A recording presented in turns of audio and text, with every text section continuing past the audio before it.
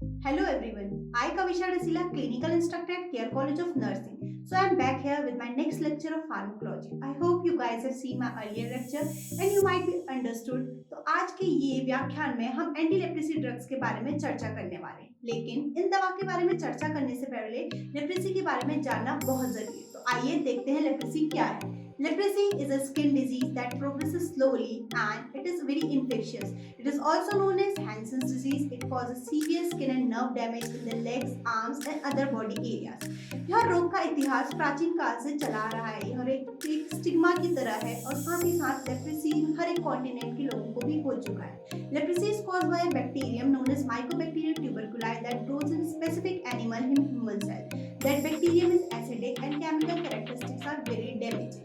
So this was all about a little introduction about leprosy. So let's know about its symptoms. The symptoms of leprosy basically includes first, it includes the painful pale skin. As you can see in the image, सबसे पहले जो leprosy होती है उसमें क्या होता है, जो इंसान की स्किन होती है वो कैसी पड़ जाती है, बहुत ज़्यादा पेल पड़ जाती है, जिसमें उसे कुछ अल्सर्स देखने को मिलते हैं और कुछ लॉन्ग लास्टिंग लम्स देखने को मिलते हैं। इसके अलावा ये कॉज करता है damage to the nerve that leads to the loss of feelings in the limbs and other areas. A patient experience muscle weakness and these all symptoms take about 5 years to show. तो जो हमारा जो भी leprosy है वो क्या बहुत एक लॉन्ग लास्टिंग डिजीज है जो कि बहुत काफ़ी टाइम तक चलती है। तो जो ये सिम्टम्स सारे मैंने आपको बताया जो हमें देखने को मिलते हैं यही सब सिम्टम्स टोटली शो होने में एटलीस्ट 5 years लगा देते हैं। तो ये सब था लेप्रेसी के बारे में। पर अब जानते हैं आगे इसके हमारे जो भी हम मेडिकेशंस यूज करते हैं इसके बारे में। आज के इस लेक्चर में हम डिस्कस करने वाले हैं एंटी लेप्रेसी ड्रग्स के बारे में। So let's know what actually are anti leprosy drugs. Anti leprosy are the drugs that interferes with the proliferation of bacteria Mycobacterium leprae that causes leprosy. तो जो हम सबसे पहले पढ़ने वाले हैं एंटी लेप्रेसी ड्रग के बारे में, क्या है एंटी लेप्रेसी ड्रग्स? अभी मैंने आपको छोटा सा इंट्रोडक्शन दिया लेप्रेसी के बारे में। तो एंटी लेप्रेसी वो ड्रग्स हैं जो क्या कॉज करती है, जो हमारा माइकोबैक्टीरियम ट्यूबरकुलाई वो पॉजिटिव एजेंट जो लेप्रेसी कॉज करता है उसको इनहिबिट करती है, उसकी ग्रोथ को रोकती है। तो इन्हीं को हम लोगों ने जो हम एंटी लेप्रेसी ड्रग्स है इन्हें क्लासिफाई किया गया है 4 सब डिवीजन में। जो हम 4 सब डिवीजन पढ़ने जा रहे हैं उसमें सबसे पहले आती है हमारी सल्फोन, फिर आती है फिनाजाइन डेरिवेटिव्स, थर्ड हमारी आती है एंटीट्यूबरकुलर ड्रग्स और फोर्थ हमारी आती है वो हमारी लास्ट में आती है जो अदर एंटीबायोटिक्स है। सबसे पहले हम पढ़ते हैं हमारी जो ड्रग है सल्फोन के बारे में। सल्फोन इंक्लूड करती है ड्रग डैप्सोन। वहीं जो हमारी क्लोफाजामाइन सेकंड ड्रग हम पढ़ेंगे वो आती है फिनाजाइन डेरिवेटिव्स वाली क्लासिफिकेशन में। जो हमारा रिफैम्पिन है वो आता है थर्ड टाइप के क्लासिफिकेशन में। अगर आप लोगों ने मेरे पिछले लेक्चर्स देखे होंगे तो थोड़ा बहुत याद होगा, हमने एंटीट्यूबरकुलर ड्रग्स के बारे में स्टडी किया था और एंटीबायोटिक्स के बारे में हम चर्चा कर चुके हैं। So rifampin and ethionamide are included in the antitubercular drugs, whereas antibiotics include करते हैं some drugs like ofloxacin, moxifloxacin, clarithromycin etcetera. तो आइए चलते हैं, तो अब इन ड्रग्स के बारे में विस्तार में चर्चा करते हैं। Starting with the first classification of anti-leprosy drug, that is sulfone, which includes the drug dapsone, also known by its short name that is DDS, diaminodiphenyl sulfone. This is the most simplest, oldest, cheapest, and most commonly used member of its class. And the mechanism of action of this drug is that सबसे पहले जो इसका mechanism of action है इस drug का क्या है, जो डैप्सोन है हम लोग उसे another name जो DDS के नाम से भी जान रहे हैं। DDS है diaminodiphenyl, जो हमारा DDS है यह डायमिनोडाइफेनाइल सिंथेसिस। तो जो हमारा DDS है उसमें क्या होता है, जो उसका मेन मैकेनिज्म ऑफ एक्शन है, जो हमारी ड्रग है डैप्सोन क्या करती है, ये इनहिबिट कर देती है हमारे पाबा को। पाबा एक टाइप का केमिकल कंपाउंड होता है जिसे हम लोग पैरा अमाइनो बेंजोइक एसिड के नाम से भी जानते हैं। तो वंस पाबा इज इनहिबिटेड, अगर एक बार क्या हो जाएगा पाबा इनहिबिट हो जाएगा तो पाबा का मेन काम क्या होता है, ये क्या करता है, फॉर्मेशन करता है फॉलिक एसिड का। That is an important component for the growth of the bacteria that is a positive agent of leprosy. जो बैक्टीरिया पॉजिटिव एजेंट है लेप्रेसी का, माइकोबैक्टीरियम लेप्रेसी, उसकी ग्रोथ के लिए फॉलिक एसिड एक बहुत ज्यादा इंपॉर्टेंट कंपोनेंट होता है। एंड वंस अगर पाबा का इनकॉर्पोरेशन क्या हो जाएगा, इनहिबिट हो जाएगा, तो फर्दर क्या होता है, जो फॉलिक एसिड का फॉर्मेशन हो रहा होता है वो रुक जाएगा, जिसकी वजह से further leading to inhibit the bacterial growth. और मैंने आपको जैसे बताया कि फॉलिक एसिड क्या है, बहुत ज्यादा इंपॉर्टेंट कंपोनेंट है बैक्टीरिया की ग्रोथ के लिए। तो वंस पाबा के इनकॉर्पोरेशन रुक जाएगा तो फॉलिक एसिड का इनकॉर्पोरेशन रुक जाएगा, फॉलिक एसिड फिर नहीं होगा तो बैक्टीरिया की ग्रोथ वहीं पे रुक जाती है। तो ये था सबसे पहले हमारा जो डैप्सोन ड्रग का मैकेनिज्म ऑफ एक्शन, कैसे ये वर्क करते हैं, ठीक है। तो for the first time in 1964 resistance was noticed and it spread the necessity for the formulation of MDT. Later will discuss about about it. तो क्या था, जैसे जैसे हम लोग जो डेप्सोन फर्स्ट ड्रग आई थी फर्स्ट क्लासिफिकेशन ऑफ सल्फोन में, लेटर ये फाउंड आउट हुआ 1964 में कि इसके अगेंस्ट क्या हो गया था, कुछ रेजिस्टेंस देखने को मिल रहा था, जिसकी वजह से हमारी जो एमडीटीटी ड्रग्स हैं, मींस जो मल्टी ड्रग थेरेपी है, उसकी नीड पड़ी और तब जाके एमडीटीटी ड्रग्स स्टार्ट हुई थी।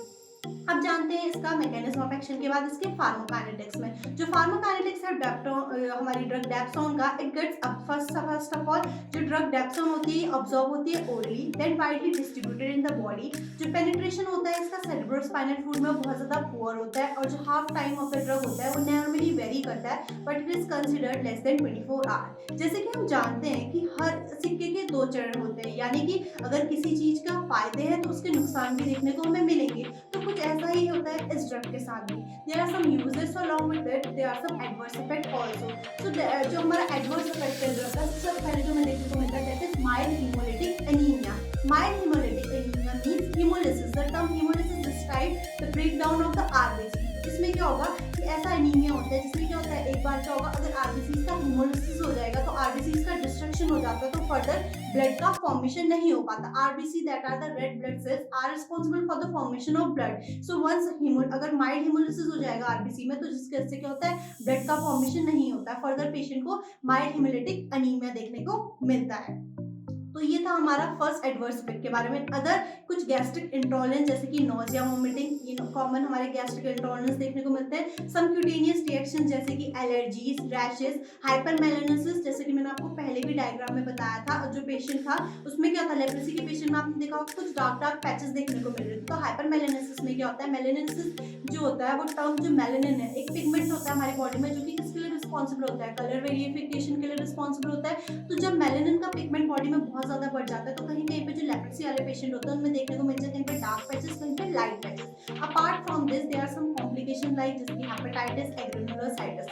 तो अभी तक हम पढ़ रहे थे डेप्सोन के बारे में, जो सल्फोन की क्लासिफिकेशन के अंदर आते हैं। इसी एक कॉम्प्लिकेशन देखने को मिलता है जिसे हम बोलते हैं डेप्सोन सिंड्रोम। ठीक है, तो हमने जो ड्रग डेप्सोन पढ़ा, हमने किसके अंदर पढ़ा, ये हमने पढ़ा जो हमारी फर्स्ट क्लासिफिकेशन था एंटी लेप्रेसी ड्रग्स का, जिन्हें हम बोलते हैं सल्फोन। तो ये हम सब पढ़ रहे थे अभी तक सल्फोन की क्लासिफिकेशन के अंदर। तो अगर 4 से 4 to 6 वीक तक अगर लगातार हम डेप्सोन ड्रग दे रहे हैं पेशेंट को, तो इसमें क्या होता है, कुछ सिम्टम्स देखने को मिलते हैं जिसे हम बोलते हैं हमारा सल्फोन सिंड्रोम। तो क्या इसमें सल्फोन सिंड्रोम में क्या क्या सिम्टम्स देखने को मिलते हैं, सबसे पहले इसमें क्या होता है, रीइन्फ्लेमेशन ऑफ द स्किन।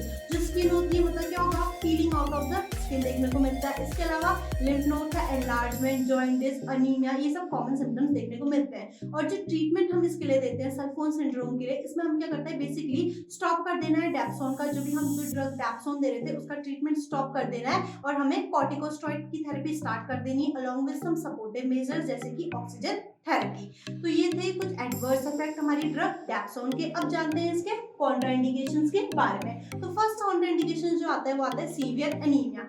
वैसे ही कॉन्ट्राइंडिकेटेड क्या होता है, ये ड्रग क्या उन पेशेंट्स में कॉन्ट्राइंडिकेटेड है जिनका हीमोग्लोबिन लेवल कम होता है। हमने एक पॉइंट रखा है जैसे कि 7 ग्राम पर डीएल से कम है, तो ऐसे पेशेंट्स का हम लोग डेप्सोन ट्रीटमेंट नहीं देते। बिकॉज जैसे कि मैंने आपको एडवर्स इफेक्ट में बताया कि इसमें क्या देखने को मिलता है, माइल्ड हेमोलिटिक एनीमिया में देखने को मिलता है। तो वो पेशेंट जिनका हीमोग्लोबिन लेवल पहले से ही कम है, अगर हम उन्हें डेप्सोन ट्रीटमेंट दे देंगे और एज अ एडवर्स अगर माइल्ड हेमोलिटिक एनीमिया देखने को मिल गया तो पेशेंट्स की कंडीशन क्या होती है, और ज्यादा डिटोरेट हो जाती है। इसके अलावा नेक्स्ट जो हमारी डेफिशिएंसी होती है G6PD डेफिशिएंसी, यानी कि ग्लूकोज 6 फॉस्फेटेट डिहाइड्रोजनेज की डेफिशिएंसी जो होती है, इसमें भी हम लोग डेप्सोन का ट्रीटमेंट नहीं देते। बिकॉज ये ड्रग भी क्या करती है, पेशेंट्स में हीमोग्लोबिन का लेवल डिक्रीज कर देती है। फर्दर क्या हो सकता है, माइल्ड हेमोलिटिक एनीमिया होने के चांसेस है। इसके अलावा कुछ हाइपर सेंसिटिविटी रिएक्शंस के अंदर भी ये ड्रग कॉन्ट्राइंडिकेटेड होती है। तो this was all about the first classification of anti leprosy drug. Let's now proceed towards another classification of the anti leprosy drug that are the phenazine derivatives. तो first अभी तक हम पढ़ चुके हैं हमारा पहले क्लासिफिकेशन के बारे में जो था सल्फोन क्लासिफिकेशन, जिसके अंदर हमने पढ़ी जो ड्रग हमारी थी डेप्सोन के बारे में। अब जो हमारा सेकंड क्लासिफिकेशन आप देखने को मिल रहा है ये हमारा फिनाजाइन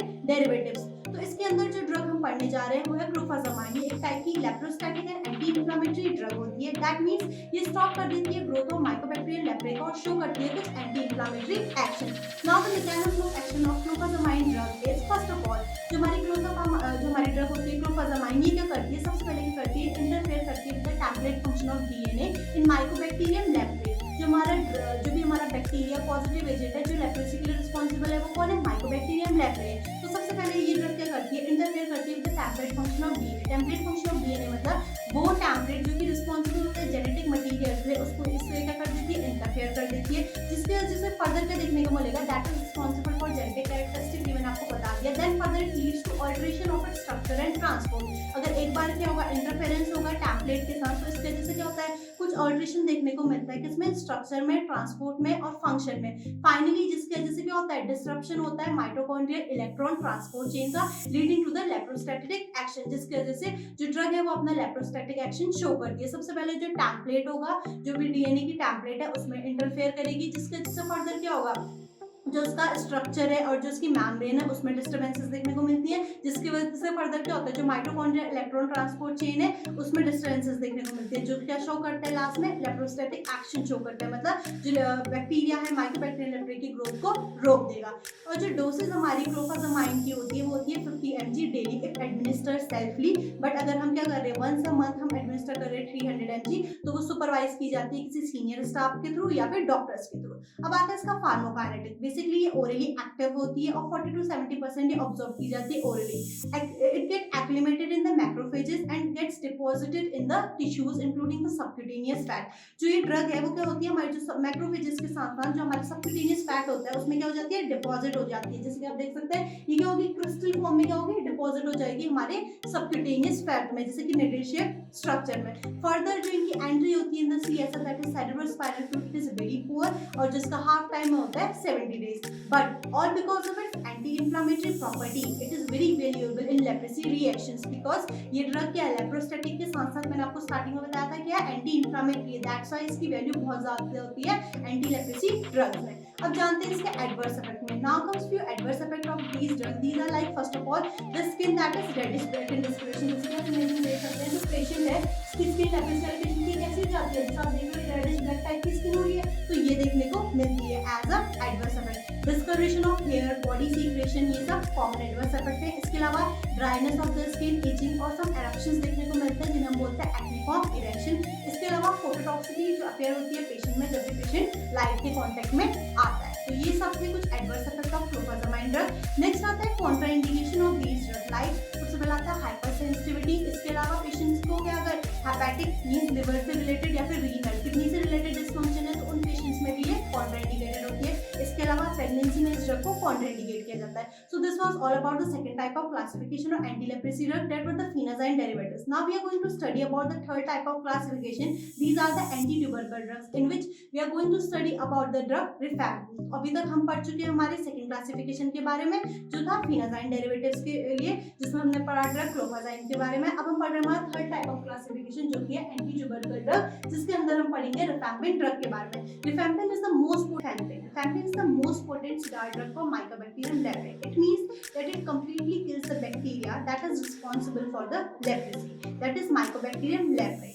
तो सबसे पहले जो हम पढ़ रहे हैं रिफैम्पिन के बारे में, सबसे पहले क्या है कि सबसे ज्यादा पोटेंट सिडार है, मतलब कंप्लीटली क्या करेगा, जो पॉजिटिव एजेंट रिस्पॉन्सिबल होता है लेप्रेसी के लिए, दैट इज Mycobacterium leprae, उसे कंप्लीटली किल कर देता है। Next, rifampin remain very effective in leprosy even given once a month. Means जो हमारी लेप्रेसी की ड्रग है एंटी ट्यूबरकल ड्रग, लेप्रेसी बहुत ज्यादा क्या होती है, इफेक्टिव होती है। अगर हम वंस अ मंथ भी इसे देते हैं तब भी पेशेंट को हमें मींस इसे डेली देने की जरूरत नहीं पड़ती। It should not be given, but ये कॉन्ट्राइंडिकेटेड होती है कुछ पेशेंट में, जैसे कि फर्स्ट हेपेटिक और रीनल डिस्फंक्शन में, as well as during erythema nodosum leprosum. Erythema nodosum leprosum एक कंडीशन होती है जिससे पेशेंट की स्किन में कुछ रेडनेस और कुछ नोड्स लाइक अपीयरेंस देखने को मिलती है, तो इन कंडीशन में ये कॉन्ट्राइंडिकेटेड होती है ड्रग। इसके अलावा कुछ रिवर्सल रिएक्शंस देखने को मिलते हैं कुछ पेशेंट्स में लेप्रेसी के, मींस जो ऐसे पेशेंट्स जिनमें एक बार लेप्रेसी ट्रीट होने के बाद दोबारा से अगर सिम्टम्स क्या होते हैं, रीअराइज होते हैं, तो उन पेशेंट्स में भी ये कॉन्ट्राइंडिकेटेड होती है। अब ये हम जो मैं आपको बता रही थी अब तक हेपेटिक कंडीशन में, रीनल कंडीशन में, एरिथमा नोडोसम लेप्रेसम में और रिवर्सल रिएक्शन में से क्यों नहीं देते, बिकॉज ये क्या करता है, रिलीज करता है large quantity of mycobacterial antigens by reducing the rapid bacillary killing. तो ये क्या करता है, लार्ज अमाउंट में जो आपका एंटीजेंस है माइकोबैक्टीरियम का उसे इंक्रीज कर देता है बॉडी में, दैट्स व्हाई हमें इन्हें इन कंडीशंस में नहीं देना होता है। ठीक है। नेक्स्ट, जैसे कि मैंने आपको बताया पहले भी कि इस ड्रग को क्या किया जाता है, वंस अ मंथ ओरली दिया जाता है। So this was about the third type of classification, that were the anti tubercle drugs, जिसमें हमने पढ़ा हमारे रिफैम्पिन ड्रग के बारे में। अब जानते हैं हम फोर्थ यानी कि जो लास्ट टाइप ऑफ क्लासिफिकेशन है एंटी लेप्रेसी की ड्रग का, जो कि है अदर एंटीबायोटिक। बेसिकली ये इंक्लूड करती है हमारी जो ड्रग्स वो हम पढ़ेंगे इसमें। This was all about third type of classification, classification that we study now. जो आता है हमारा last classification anti leprosy drugs का, जो इंक्लूड करता है सब मेडिकेशन जैसे कि ऑफ्लॉक्सिन, क्लैरिडोमाइसिन, मिनोसाइक्लिन, ये सब ड्रग्स क्या आती है अदर एंटीबायोटिक्स में आती है। जिसमें हम पढ़ने वाले हैं नेक्स्ट ड्रग के बारे में जो हमारी है ऑफ्लॉक्सिन। जो ये ड्रग है बहुत ज़्यादा सिडाल होती है टू माइकोबैक्टीरियम लेप्रे, जैसे कि हमारी इससे पहली ड्रग जो थी एंटी ट्यूबरकुलर में रिफैम्पिसिन, उसी की तरह इसका एक्शन भी बहुत ज़्यादा सिडाल होता है। ये यूज भी की जा सकती है एज अल्टरनेट हमारा ऑल्टरनेटिव रेजिमेंट की तरह। मतलब इफ कुछ ऐसे पेशेंट है जिनमें रिफैम्पिसिन हम एडमिनिस्टर नहीं कर सकते, या फिर उन पेशेंट में कॉन्ट्राइंडिकेटेड, या फिर इन प्लेस ऑफ हम लोग क्या कर सकते हैं रिफैम्पिसिन ऑफ्लॉक्सिसिन ड्रग भी एडमिनिस्टर करा सकते हैं पेशेंट्स में, ठीक है। तो जो हमारी ऑफ्लॉक्सिसिन है, ऑफ्लॉक्सिसिन क्या होती है, यूज की जाती है to shorten the duration of treatment. जिसका फर्स्ट फंक्शन है क्या करती है, जैसे कि आपको पता है जो लेप्रेसी का ट्रीटमेंट होता है बहुत लॉन्ग ड्यूरेशन तक करता है, तो ये क्या करती है, ये ड्रग उसे शॉर्टन कर देती है फर्स्ट ऑफ ऑल। सेकंड, ये ड्रग का काम क्या होता है, कुछ ड्रग हमें पता है कि रेजिस्टेंस हो जाती है, तो जो रेजिस्टेंस के चांसेस होते हैं ड्रग रेजिस्टेंस के, उसको भी डिक्रीज कर देती है हमारी ड्रग ऑफ्लॉक्सिसिन। नेक्स्ट आप इसकी डोसेज देख सकते हैं, इसकी डोसेज होती है 400 mg पर डे। तो ये था आपका ऑफ्लॉक्सिसिन के बारे में। सबसे पहले जैसे मैंने आपको बताया, ये आता है हमारा क्लासिफिकेशन ऑफ अदर एंटीबायोटिक्स में। नेक्स्ट, ये यूज की जा सकती है as a alternative regimen of rifampicin. क्यों? बिकॉज इसका एक्शन भी सिमिलर रिफैम्पिसिन की तरह होता है, और ये क्या करती है, जो बैक्टीरिया उसका अगेंस्ट बहुत ज्यादा सिडाल होती है। नेक्स्ट, ये ड्यूरेशन ऑफ ट्रीटमेंट को रिड्यूस कर देती है और साथ साथ ड्रग के रेजिस्टेंस को डिक्रीज कर देती है। तो ये था हमारे आज के टॉपिक लेप्रोसी ड्रग के बारे में, जिसमें मैंने आपको सबसे पहले छोटा सा एक रिव्यू, थोड़ा सा इंट्रोडक्शन दिया कि क्या होती है leprosy. It is a type of infectious skin disease जो कि कॉज करती है पैराफेरल नर्व डैमेज को, और सर्टेन में सिम्टम्स देखने को मिलते हैं। नेक्स्ट हमने डिस्कस किया था इसके क्लासिफिकेशन के बारे में। क्लासिफिकेशन बेसिकली इंक्लूड करता है हमारी 4 टाइप्स। फर्स्ट था इसमें हमारा सल्फोन, नेक्स्ट फिनाजाइन डेरिवेटिव्स, थर्ड थे एंटी ट्यूबरकुलर ड्रग्स, और फोर्थ जो लास्ट थे वो थे हमारे अदर एंटीबायोटिक्स। जिसमें फर्स्ट हमने जो हमारा सल्फोन था उसमें पढ़ा था डैप्सोन ड्रग्स के बारे में, उसके इंडिकेशंस के बारे में, कॉन्ट्रा इंडिकेशंस और एडवर्स इफेक्ट्स के बारे में। नेक्स्ट हमने पढ़ा था फिनाजाइन डेरिवेटिव में क्लोफाजाइन के माइन के बारे में। थर्ड हमने सेकंड जो क्लासिफिकेशन हमने पढ़ा था वो पढ़ा था हमने क्लोफाजामाइन के बारे में फिनाजाइन डेरिवेटिव्स में। थर्ड हमने पढ़ा था एंटी ट्यूबरकुलर ड्रग्स के बारे में, जिसमें हमने पढ़ा था रिफैम्पिसिन के बारे में। लास्ट हमने अदर एंटीबायोटिक्स में पढ़ा ऑफ्लॉक्सिसिन के बारे में। होप सो आपको मेरी क्लास समझ में आई होगी। Thank you so much. Meet you in my next class.